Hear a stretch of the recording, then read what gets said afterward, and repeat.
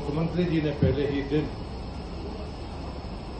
लोक माता अहिल्याबाई जी के उस पुरातन शस्त्रागार से पूजन करके एक घोषणा की है कि दशहरा इस बार लोक माता अहिल्याबाई के नाम पर होगा और सभी मंत्री या तो अपने प्रभार के जिले में होंगे या अपनी विधानसभा में होंगे। हमारे सभी विधायक और सांसद जिला मुख्यालय में जहां भी शस्त्रागार होगा वहां जाकर दशहरा का पूजन करेंगे और ये दशहरा लोक माता अहिल्याबाई को समर्पित होगा। शक्ति अभिनंदन अभियान जो 2 अक्टूबर से 11 अक्टूबर तक चल रहा है, उसका विकासखंड से लेकर ग्राम स्तर तक एक विधिवत कार्यक्रम मध्य प्रदेश सरकार ने तय किया है। पहले बार में संवाद कार्यक्रम होंगे जिसमें कहानियां, रोजगार, व्यवसाय, महिलाओं की उद्यमिता को लेकर जितने भी हमारे महत्वपूर्ण विषय होंगे इस पर एक संवाद कार्यक्रम होगा। बालिकाओं के प्रशिक्षण हेतु जो सेफ्टी बात है, सशक्त वाहिनी पंजीयन, ये इसका दूसरा चरण होगा। मानसिक स्वास्थ्य संवेदी कार्यक्रम जिसमें विकास और महिला भागीदारी पर चर्चा होगी। बालिकाओं के द्वारा मार्शल आर्ट का प्रदर्शन और सकारात्मक पुरुष भागीदारी पर चर्चा, ये उसका चौथा बिंदु होगा। साइबर सिक्योरिटी एक बड़ी चुनौती है, इसलिए सोशल मीडिया सिक्योरिटी पर प्रशिक्षण होगा कि मैं निडर हूं। इस स्लोगन के साथ बालिकाओं का दृष्टिकोण सोशल मीडिया कैंपेन के द्वारा पूरे राज्य में चलाया जाएगा। शक्ति संवाद समस्त थानों से जो हमारे महिला सुरक्षा कर्मी है वो ऐसे स्थानों पर जहां पर कोई सघन आबादी हो या गतिविधियां हो वहां पर वो बाकायदा इस पूरे सप्ताह में अपने प्रदर्शन को वहां पर जारी रखेंगी। सागर में एक इन्वेस्टर्स मीट, जो क्षेत्रीय इन्वेस्टर्स मीट माननीय मुख्यमंत्री जी ने तय किए, पूरे राज्य में लगातार ये जारी है। भोपाल के बाद जो लगातार जबलपुर और अन्य जगह पर हुई है, तो सागर अभी तत्काल में जो इन्वेस्टर्स मीट हुई है उसमें 3500 से अधिक प्रतिभागियों ने भाग लिया है। 10 राज्यों से प्रतिभागी यहां पर आए थे। रीजनल इंडस्ट्री कॉन्क्लेव सागर में 96 इकाइयों के आशय पत्र, जिसमें 240 एकड़ भूमि आवंटित की गई है, जिसमें 1560 करोड़ से अधिक की पूंजी निवेश और 5,900 से अधिक व्यक्तियों के रोजगार की संभावना है। लगभग 23,181 करोड़ के निवेश प्रस्ताव इस समिट में प्राप्त हुए। आगामी दिनों में हैदराबाद का रोड शो 16 अक्टूबर को होगा। भोपाल में माइनिंग कॉन्क्लेव 16, 17 और 18 अक्टूबर को है और रीवा की रीजनल इन्वेस्टमेंट 23 अक्टूबर को होगी। आज हमारी 3 स्कीमों में हम यहाँ पर खाते में पैसा डाल रहे हैं, तो माननीय मुख्यमंत्री जी अभी ये काम कर ही रहे। लाडली बहना योजना के अंतर्गत अक्टूबर माह 2024 की राशि 1574 करोड़ अभी सिंगल क्लेश से आज के ही दिन डाली जा रही है। सामाजिक सुरक्षा पेंशन 332 करोड़ आज ही सिंगल क्लिक से ये जा रही है।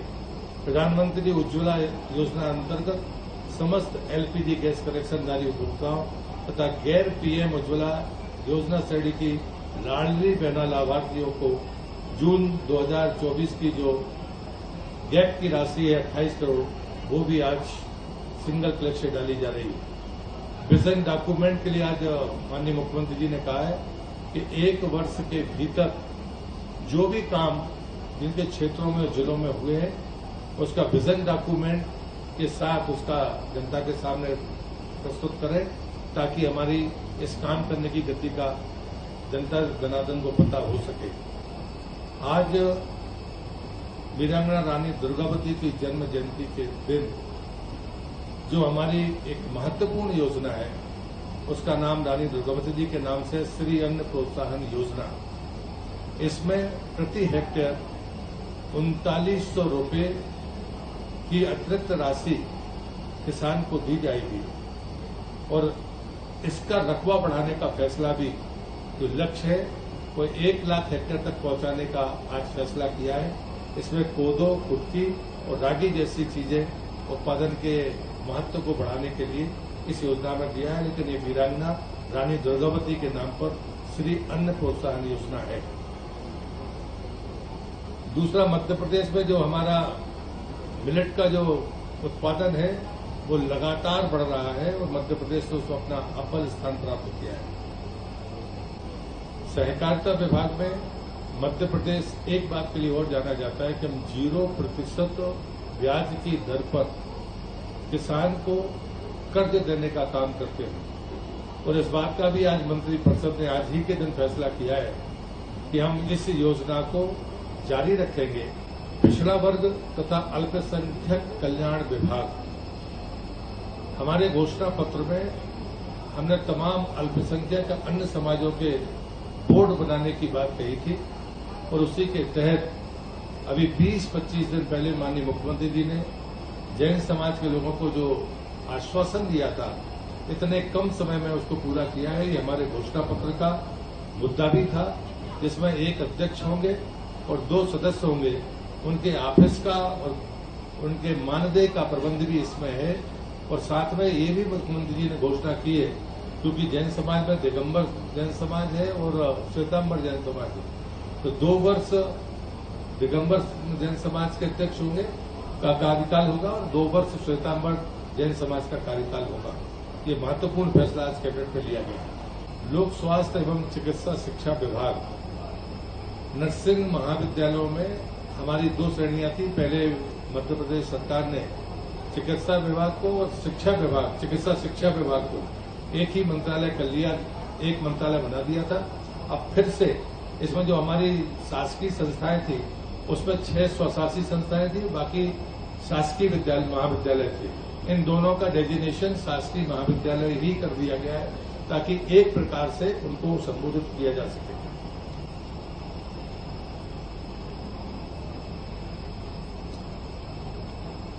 अंत में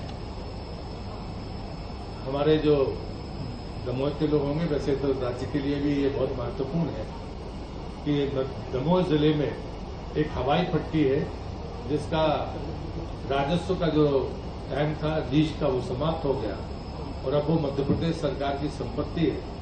आज सैद्धांतिक सहमति हमारे कैबिनेट ने मंजूर की है कि हम उसे उन्नत करके हवाई पट्टी बनाएंगे।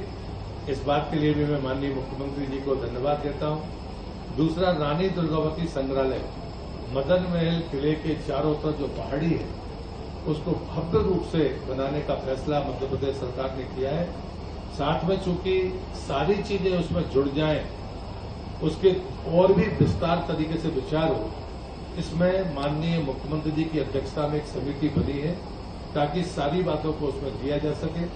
उसमें हमारे स्थानीय मंत्री माननीय श्री राकेश सिंह जी, हमारे जनजातीय मंत्री माननीय विजय शाह जी, उसमें मेरा भी नाम है और यहाँ पर्यटन मंत्री धर्मेंद्र लोधी जी, ये समिति के सदस्य होंगे और ये समिति ये तय करेगी कि वास्तव में उस उतने लंबे चौड़े क्षेत्र में किस प्रकार से डेवलपमेंट हो ताकि वीरांगना रानी दुर्गावती जी के उन तमाम व्यक्तित्व को निखारा जा सके, चाहे वो न्याय से जुड़ा हो, चाहे वो जल प्रबंधन से हो, चाहे उनकी प्रशासनिक क्षमता हो, चाहे वो किसान कल्याण की उनकी मनोवृत्ति हो, जितने भी प्रकार के उनके फैसले हैं वो सब उस संग्रहालय में दिखें जो ओपन होगा, जिसमें सभी प्रकार की सुविधाएं होंगी, जिसमें थिएटर भी होगा, ओपन थिएटर भी होगा, जितने प्रकार के अनाज के या जनजातियों की रहन सहन की जितनी भी विधियां हो सकती हैं वो सब वहां पर मौजूद हो।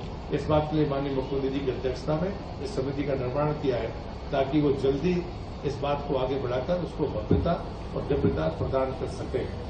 आज का दिन तो पूरी तरह से वीरांगना रानी दुर्गावती जी के लिए समर्पित है और इसलिए जितनी भी योजनाएं या जितना हम कर सकते थे हमने आज श्रद्धा के सुमन के चरणों में अर्पित किए और जो हमारे जनप्रतिनिधि थे हम लोगों ने माना कि हवाई पट्टी के उद्धार के बारे में आगे बढ़ना चाहिए तो उस पर सैद्धांतिक सहमति उन्होंने दी है तो मुझे लगता है कि ये और पर्यटन की दृष्टि से जो रानी दुर्गावती के इस पूरे क्षेत्र में होना है उसके लिए बाकायदा एक रोड मैप है।